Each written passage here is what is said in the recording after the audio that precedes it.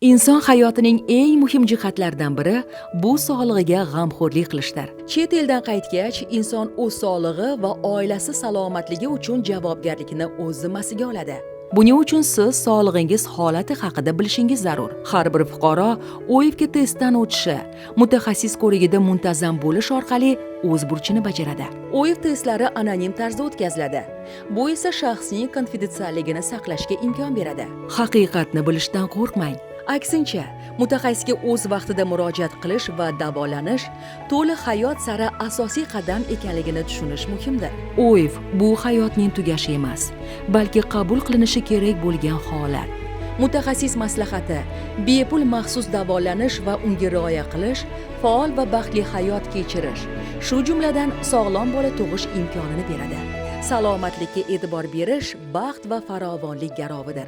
Mutaxassislarga o'z vaqtida murojaat qiling va OIVga testdan o'ting. Sog'lig'ingiz o'z qo'lingizda. Oila, farzandlar, sport, ish hammasi o'z o'rnida davom etishi mumkin. OIV va AIDS masalalari yuzasidan maslahat yoki mavzuga oid qiziqtirgan savollaringizga javob olishda quyida ko'rsatilgan ishonch raqamiga murojaat etishingiz mumkin.